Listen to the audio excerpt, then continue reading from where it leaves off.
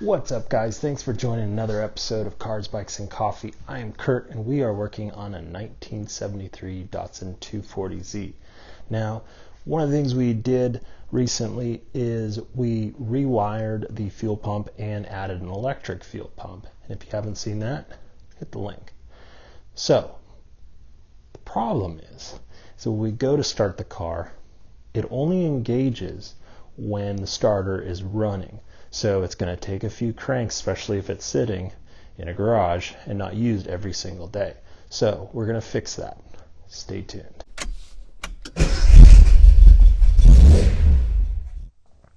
So the way we're going to fix this problem is we're going to use a momentary on and off switch. And I already did purchase this switch and soldered some wires on it and heat shrink it.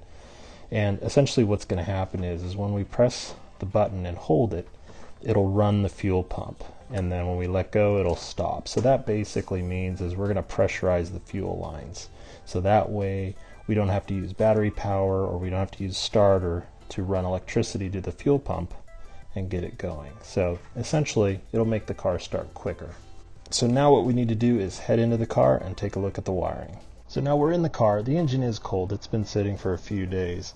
And basically, if we were to try and start it, the fuel pump is not going to turn on until the starter is spinning,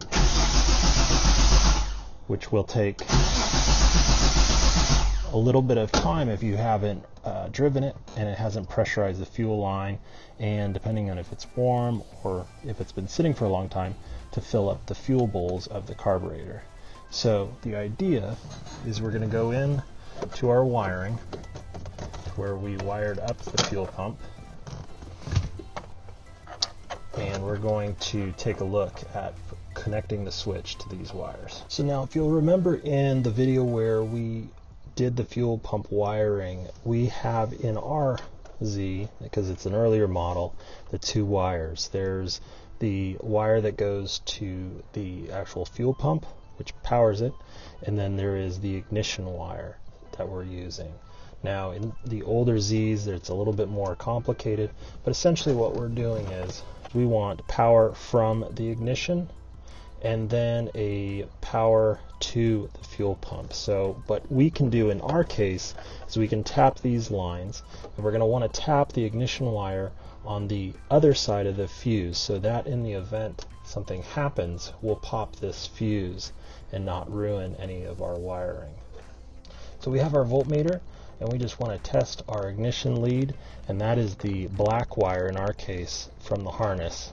So we're just going to touch that lead, turn on the ignition, and we have voltage, so we have the right wire.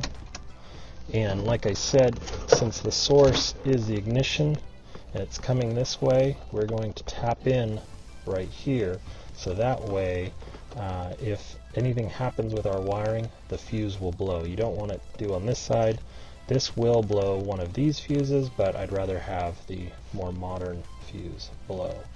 Now the other thing, and I would advise if you are already going through and wiring all this together at one time, is go ahead and solder your connections. We're going to be using a T-tap for now, just to make sure we have this all set up right. And these work great and they do their job, but always soldering and crimping and heat shrinking is always the route to take.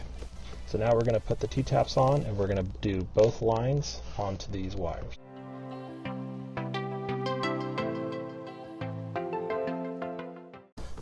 Now in this case, you notice we put in spade connectors, and we are going to connect those up. Now it doesn't matter in this sense for this switch which side goes where, you just want to connect them together.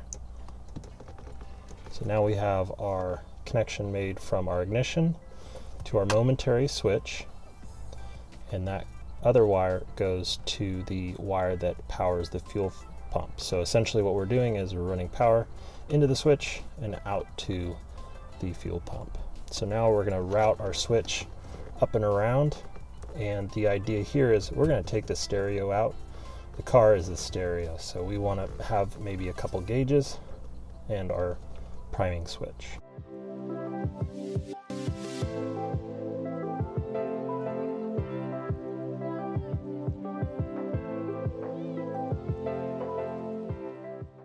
All right, so now that we have everything wired up and routed and we put our fuses back in, if we were to press and hold this button, we should hear the fuel pump. Just kidding. So the important thing is we need to have the ignition on. So now we have ignition. Now let's press our button.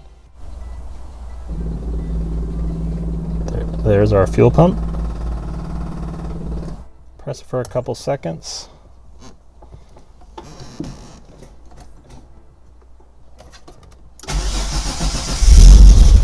So the next thing we'll work on is building a faceplate for this that will cover up the stereo hole, and we could mount the switch probably around in this location, and that'll give us at least a little space to put in maybe 1 or 2 gauges.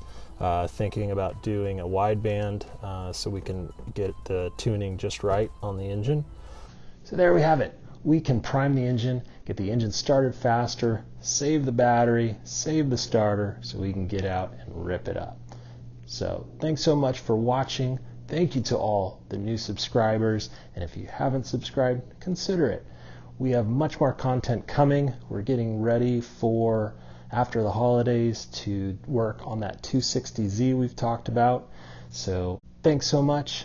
Have a good one.